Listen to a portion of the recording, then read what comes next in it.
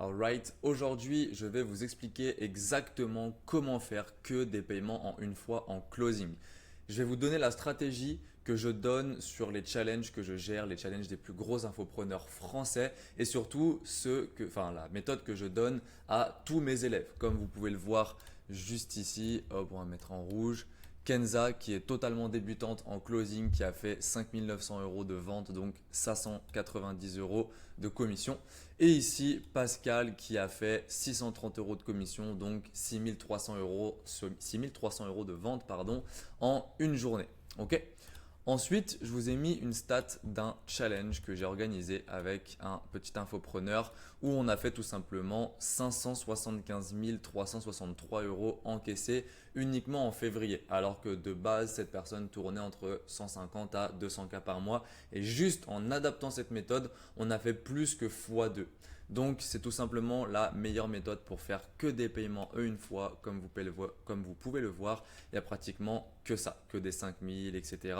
Donc, c'est juste exceptionnel. C'est une méthode que j'ai mis plus de 3 ans à créer parce que j'ai encaissé aujourd'hui plus de 4,5 millions d'euros en closing. Donc, c'est avec toutes les années d'expérience que j'ai réussi à créer cette structure.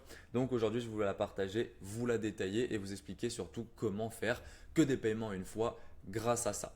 Donc, on va tout de suite commencer avec le brise-glace. Le brise-glace, c'est le premier point de votre appel de closing. Et il y a 5 choses, comme vous pouvez le voir juste ici. Hop, on va se remettre en rouge, juste ici. Il y a 5 choses qu'il faut absolument faire quand vous faites votre brise-glace. Déjà, il y a un objectif. Ça, c'est le premier point. C'est créer une connexion humaine avant de parler business. Ensuite, le premier point à faire, ça va être détendre l'ambiance. Le deuxième point, c'est casser le côté appel de vente. Le troisième point, c'est rendre le prospect réceptif à la suite. Et le quatrième point, c'est créer une impression professionnelle et chaleureuse. Ok. Ce qu'il faut savoir, c'est que dans votre brise-glace, il faut absolument que vous cherchiez un point de connexion, même si ce n'est pas grand-chose, mais un point de connexion où en fait vous allez vous identifier à votre prospect ou alors c'était comme si vous étiez amis. Ok. Parce que comme ça, vu qu'il y a de la connexion, forcément, automatiquement, la personne va vous faire plus confiance et l'appel, il va beaucoup mieux se dérouler. Donc, le point de connexion, il est trop important dans votre brise-glace. Et ensuite, ne pas oublier d'aller chercher ces 4 points. Si vous n'allez pas chercher ces 4 points, c'est que votre brise-glace, il n'est pas réussi. Ensuite, on va passer sur le cadrage d'appel. Le cadrage d'appel, c'est un des points les plus importants parce que c'est là où vous allez imposer justement votre cadre. Donc l'objectif ici, il est clair, c'est le prospect doit dire je suis là pour me faire accompagner. Ça, j'y reviendrai juste après. Ensuite, le premier point, c'est de poser les règles du jeu dès le début. Le deuxième point, c'est donner une structure claire à l'appel. Et ensuite, le troisième point, c'est installer ta posture d'expert. Ok. Installer sa posture d'expert dès le début de l'appel, c'est trop important, tout simplement parce que c'est là où vous allez poser le cadre. C'est là où en fait le prospect va comprendre que vous n'êtes pas n'importe qui et que vous n'allez pas en fait vous laisser marcher sur les pieds. Ok. Et pourquoi est-ce que j'ai mis que le prospect doit dire je suis là pour me faire accompagner? C'est qu'il y a une question spécifique qu'il faut absolument dire après votre cadrage d'appel, c'est aujourd'hui concrètement pourquoi est-ce que tu as pris cet appel avec nous. Et là, peu importe ce que le prospect va vous répondre, vous devez absolument l'emmener vers le oui, je suis là pour me faire accompagner. Ça vous permet de qualifier votre prospect et ça vous permet de voir vraiment l'engagement que le prospect a envers vous. Donc forcément que le close il devient beaucoup plus facile derrière si jamais le prospect il vous dit oui, je suis là pour l'accompagnement. Ok. Ensuite, on passe directement au storytelling. Le storytelling, il y a 3 points. Le premier point, c'est engager émotionnellement votre prospect. Ensuite, le deuxième point, ça va être partager le point de départ, les difficultés et le changement. Et ensuite, le troisième point, le prospect doit s'identifier à l'histoire. Ok. Je sais que vous savez comment faire un storytelling, mais par contre, il y a 6 points qu'il faut absolument mettre en place dans votre storytelling. Et ça, je suis persuadé que vous ne le savez pas. Dans le storytelling, c'est simple. Vous devez retrouver votre avant, donc ce que vous avez pu faire avant en fait dans votre vie, pardon. Ensuite, le déclic qui a fait que vous vous êtes lancé. Ensuite, il faut l'échec pour que la personne se reconnaisse en vous. Ensuite, le deuxième déclic qui a fait que vous avez continué à vous lancer dans ce business. Ensuite, la réussite et ensuite ce que vous faites maintenant et vos résultats. C'est trop important de partager de la valeur dans votre storytelling et quand il y a ces 6 points-là, mais en fait, automatiquement, le prospect il va se reconnaître dans votre histoire, que ce soit dans la réussite, dans l'échec, dans les déclics, ou alors dans le avant, ou alors dans le maintenant, parce qu'il va vouloir atteindre la même chose que vous. Ok? Et ça, c'est quelque chose que je dis tout le temps, que je vais vous expliquer une fois que j'aurai expliqué la décision et investissement. Mais c'est une phrase que j'aime bien sortir en fait à mes élèves. C'est que moi pour le coup je suis pas milliardaire. Donc si je vous donne un conseil pour devenir milliardaire, vous allez moins m'écouter que si c'était Elon Musk qui vous donnait ce conseil. Donc forcément, avec le storytelling, le but, ça va être de donner envie au prospect, de l'engager émotionnellement avec vous. Donc en fait, s'il parle juste à quelqu'un qui dit bah écoute, oui, moi je suis closer, donc là mon but c'est de te vendre quelque chose, bah, il va beaucoup moins t'écouter que si tu lui dis que bah, tu es expert dans ce domaine, que forcément tu as fait ça, ça, ça tout au long de ta carrière, etc. Voilà, donc encore une fois, ça va être d'imposer sa posture et ça passe aussi par le cadrage. Parce que si le cadrage il est foiré et que vous vous laissiez marcher sur les pieds, bah forcément le storytelling il sera beaucoup moins convaincant parce qu'il va moins vous croire, forcément. Ok? Et du coup, ces deux points-là, ils sont trop importants. Donc, le cadrage d'appel plus le storytelling, ils sont trop importants pour la décision et investissement. Je sais qu'il y a très peu de personnes qui le font à ce moment-là, mais le faire à la fin de l'appel, c'est vous tirer juste une balle dans le pied parce que ça fait vendeur. Et encore une fois, nous, on ne va pas chercher la vente, on va chercher à trouver une solution à un problème au prospect. Ok? Donc, le premier point dans la décision et investissement, c'est argumenter sur les critères de sélection. Ça, c'est trop important. Il faut absolument argumenter sur les critères de sélection parce que c'est comme ça en fait que vous allez faire comprendre à votre prospect qu'il n'est pas sûr de pouvoir prendre l'accompagnement avec vous. Ok? Il n'est pas en train d'acheter. Là, il est chez Rolex en fait. Si demain vous allez chez Rolex, que vous arrivez, que vous demandez une Submariner et au final, bah, il vous dit bah, vas-y, t'inquiète, tu peux repartir avec, vous allez être content. Mais si Rolex, ils vous font patienter en fait pendant 2 ans, 3 ans, 4 ans avant de l'avoir, bah, au bout de 2 ans, 3 ans, 4 ans, ils vous laissent l'opportunité de pouvoir acheter chez eux. Et là, quand vous attendez 2 ans, 3 ans, 4 ans, vous êtes beaucoup plus content de pouvoir acheter votre montre. Et en fait, en l'engageant émotionnellement avec le storytelling et avec le cadrage aussi, bah forcément, quand vous allez mettre un critère de sélection en place et quand vous allez sélectionner votre prospect à la fin de l'appel, avant d'expliquer les offres, il va être 2 fois plus content, il va être 2 fois plus il va 2 fois plus écouter en fait pendant votre appel et forcément qu'il va avoir qu'une seule envie, c'est de dire oui, comment est-ce qu'on paye? Ok? Donc le argumenter sur le critère de sélection, il est très important. Ensuite, souligner l'urgence à passer à l'action. Je ne mettrai même pas souligner l'urgence, c'est mettre de l'urgence pour passer à l'action. Et ensuite, c'est à l'issue de cette étape, le prospect décide s'il est prêt à prendre sa décision et à investir. Ok? Le et investir, il est très important. Pourquoi? Tout simplement parce que si vous lui dites, voilà, on a tel nombre de places, on a un critère de sélection, le critère de sélection c'est sur l'humain et puis côté business, blablabla. Bla bla bla. Ok. À la fin de l'appel, c'est-à-dire que tu vas devoir prendre ta décision avec moi et puis de réaliser l'investissement à la fin de l'appel. Ça, c'est votre décision investissement. C'est pour faire dire au prospect que oui, il sera capable de prendre sa décision et d'investir à la fin de l'appel. Il faut absolument que vous rajoutiez le investissement, tout simplement parce que si vous dites uniquement la décision, vous pouvez avoir des prospects, et ça je suis sûr à 100% que ça vous est déjà arrivé, vous pouvez avoir des prospects qui vous disent oui, je prendrai ma décision, mais par contre, bah en fait, je n'ai pas le budget maintenant. Là, je te dis oui, mais je ne peux pas payer à la fin de l'appel. Et au final, vous avez passé 30, 45 minutes, 1 heure avec votre prospect pour que le prospect il vous dise bah non, en fait, je ne peux pas le faire maintenant. Et dans ce cas-là, c'est un call que vous aurez pu reprogrammer en R2, ne pas expliquer l'offre pour garder cette hype pour revenir dans l'appel avec vous ou quoi que ce soit. Donc, c'est pour ça qu'il faut bien préciser la décision et l'investissement. Ensuite, la phase de découverte. Phase de découverte, c'est analyser sa situation et ses besoins. Trop important de creuser dans les douleurs, dans ce qu'il a envie d'obtenir, etc. Ensuite, cerner sa motivation profonde à avancer et identifier les points de tension à explorer. Okay? J'aurais pu même rajouter quelque chose qui est de le projeter émotionnellement encore une fois, c'est-à-dire que chaque question, vous le projetez émotionnellement une fois de plus, une fois de plus, une fois de plus. Comme ça, la personne n'a qu'une envie, c'est de même pas écouter votre offre, c'est directement de vous dire ok c'est bon, let's go, on commence. Donc moi dans la phase de découverte, si c'est plus sur la niche du make money par exemple, je vous conseille d'aller chercher quelques points. Ça va être ses douleurs, le pourquoi il veut se lancer, sa motivation profonde à se lancer, le budget qu'il a à investir, ses objectifs, vraiment creuser dans ses objectifs et ensuite le temps qu'il a à passer par jour si je ne l'ai pas déjà dit. Ça, c'est les points principaux à aller chercher dans votre phase de découverte. Vous pouvez creuser dans ces points-là et c'est très important de creuser justement dans ces points-là parce que sinon, vous n'allez pas avoir toutes les infos et vous n'allez pas pouvoir le projeter assez émotionnellement avec vous pour justement qu'il puisse partir sur votre offre à la fin de l'appel. Ok? Et ensuite, vous avez l'explication des offres. J'entends énormément, tout simplement parce que j'écoute des appels toute la journée, je forme mes élèves et tout le monde fait la même erreur et je suis sûr que toi aussi tu fais la même erreur. C'est que tu vas expliquer ton offre et tu vas tout détailler de A à Z. Ton explication d'offre, elle dure potentiellement des plombes et en fait, tout ce que tu vas réussir à faire en faisant une explication d'offre comme celle-là, c'est faire fuir ton prospect.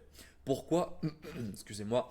Pourquoi? Tout simplement parce que plus l'explication d'offre elle est longue, plus l'explication d'offre il va avoir des détails, plus la personne en face de toi elle va se dire ok, au final c'est pas si facile que ça, au final il y a énormément de choses à faire, est-ce que je vais pouvoir réussir? Et là vous allez en fait mettre énormément de questions dans la tête de vos prospects et forcément qui va se braquer et il va se dire en fait non je pense que c'est pas fait pour moi.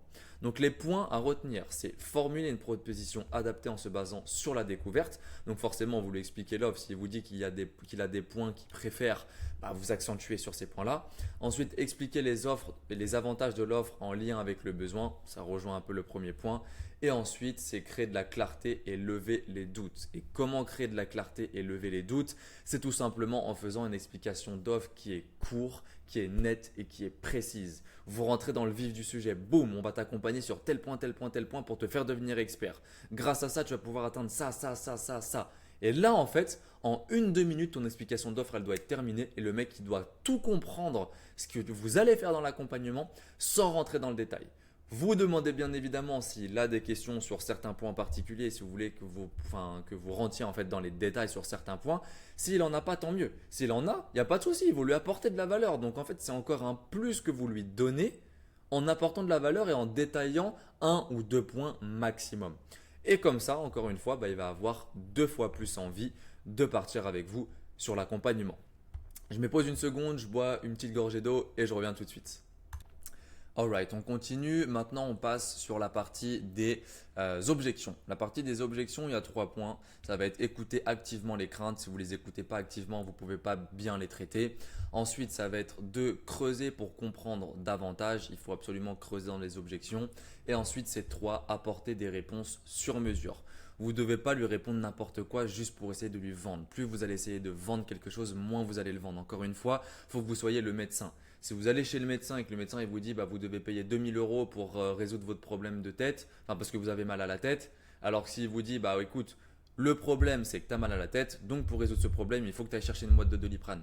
Là, vous allez beaucoup plus aller chercher la boîte de Doliprane que payer 2000 € pour résoudre votre mal de tête, forcément. Donc, c'est exactement ce que vous devez mettre en place dans vos objections, c'est apporter une réponse sur mesure. Ok? Ce qu'il faut savoir, c'est qu'avec la roadmap que je viens de vous faire, avec tous les points de la structure d'un appel de closing qui va vous permettre encore une fois de faire que des paiements en une fois et de faire 590-600 € de commission par jour comme ces 2 élèves que j'ai et faire des challenges à potentiellement, c'est vraiment un très petit challenge pour le coup, mais à 575 000 encaissés, bah vous devez respecter tous ces points à la clé. Et j'ai même envie de vous dire que moi, les seuls calls que je ne close pas, c'est uniquement quand la personne n'a vraiment aucun budget à investir. Sinon, minimum, je fais poser un acompte. Et c'est en respectant cette posture, cette structure, qu'en fait, vous allez réussir à traiter toutes les objections en amont. Potentiellement que vous allez en avoir à la fin de votre appel, c'est même sûr, ce n'est pas 100% que des personnes ne vous fassent pas des objections à la fin. Mais par contre, du coup, si vous en avez à la fin, là, vous avez une méthode simple pour les traiter. C'est AIR, accepter, isoler, résoudre. Ok? Tout simplement, j'accepte l'objection. Ensuite, je l'isole pour savoir si on n'a pas d'autres qui sont cachés. Et ensuite, je la résous. Et ensuite, vous pouvez faire aussi un best case, worst case. Ça, je l'utilise tout le temps. Ça marche à tous les coups. Le best case, worst case, ça va être sa situation A actuelle contre sa situation B rêvée. Et en fait, vous les mettez en confrontation et vous lui montrez le coût de l'inaction. Okay? Et ça va vraiment lui faire passer un putain de gap, excusez-moi du terme, mais à lui faire rendre compte que, ok, en fait, il n'a pas envie de rester dans cette situation et la seule solution pour qu'il passe de la situation A à la situation B, c'est qu'il parte sur votre accompagnement. Et ensuite, vous avez la partie Paiement. La partie paiement, elle est très importante. C'est une étape très importante dans les appels de closing que les closers prennent à la légère. Donc ça, il faut absolument résoudre ces 4 points-là. Ok. Donc le premier point qui est juste ici, bon la flèche elle est dégueulasse, pardon. Ça va être simplifier le processus. Vous devez absolument simplifier le processus de paiement.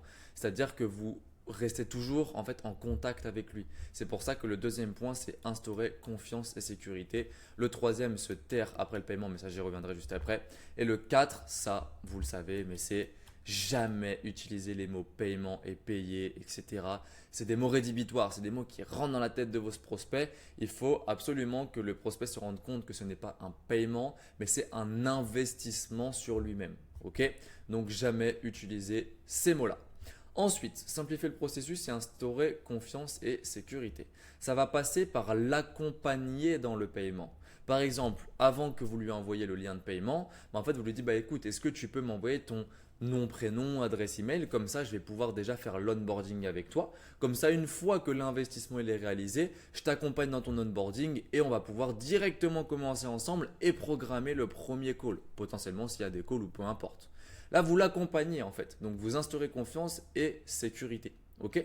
Une fois que vous lui avez envoyé le lien de paiement, vous lui dites écoute, vas-y, je te laisse cliquer dessus. Je vais t'expliquer les 2-3 prochaines étapes. Comme ça, on le fait ensemble, tout est bon. Et derrière, on peut commencer. Et là, vous pouvez relâcher une petite phrase. J'espère que tu es motivé à 200%. Encore une fois. Hein. Là, le mec, il va dire oui, oui, bien sûr, bien sûr.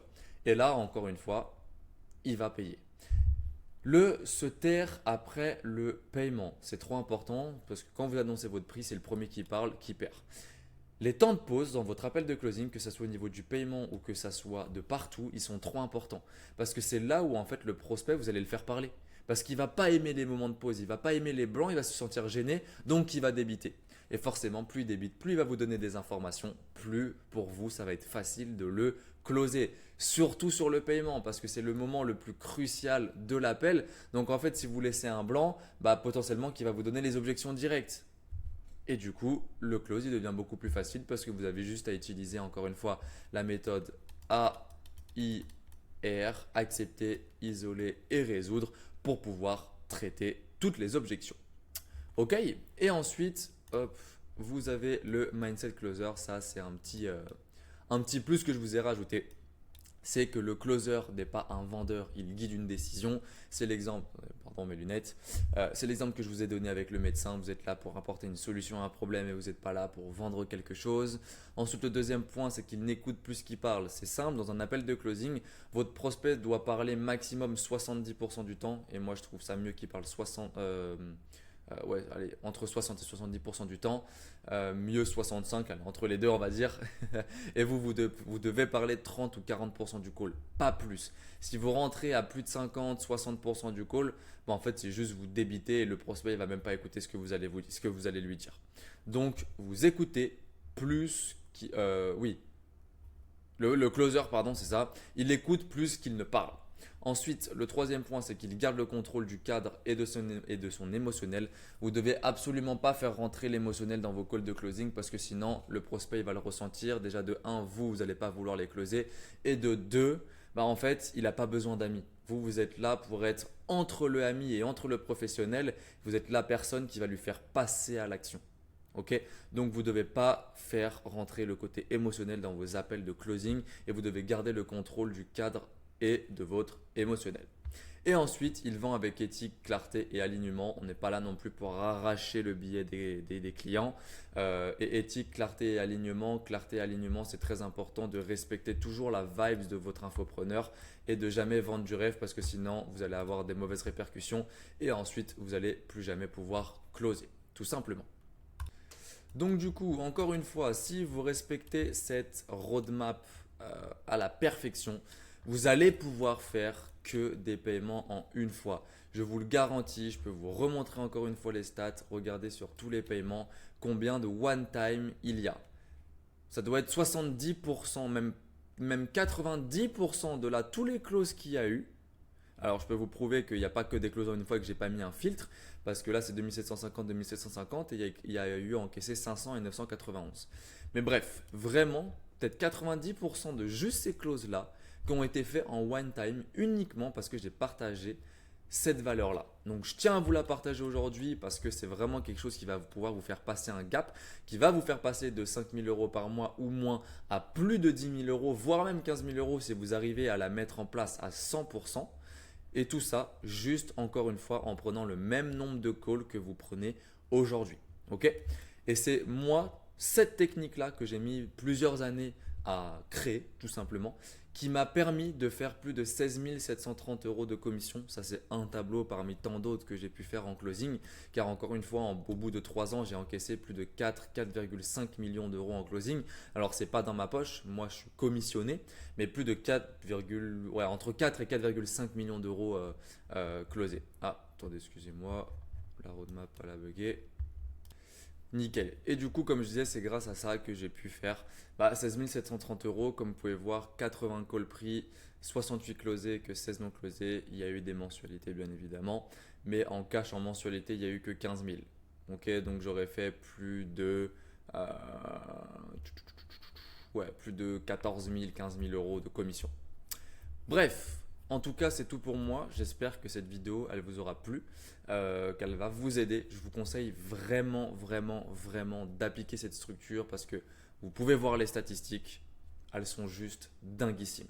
Et puis, si vous voulez tout simplement vous améliorer en termes de closing, dans la description, je vous mets directement un lien pour réserver un call de 30 minutes, 1 heure avec moi pour qu'on puisse voir déjà comment est-ce que je peux vous aider par rapport à ce que vous faites en termes de structure d'appel. Donc, si ça vous intéresse d'avoir un audit gratuitement pour voir ce qu'on peut mettre derrière en place, n'hésitez pas à prendre l'appel. Et puis, pour tous ceux qui souhaitent passer de 2,5 000 à 5 000 euros par mois en closing à plus de 10 000 euros par mois, je vous laisse directement aussi réserver un appel. Comme ça, je peux voir aussi ce que je peux faire pour vous.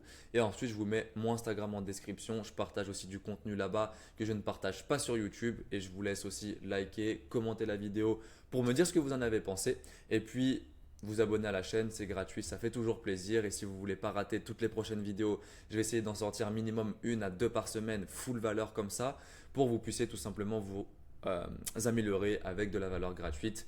Donc voilà, en tout cas, je vous souhaite à tous de passer une très bonne journée si vous le regardez en journée, une très bonne nuit pour ceux qui regardent la nuit. Et puis, on se voit les prochaines fois pour de prochaines vidéos. Ciao!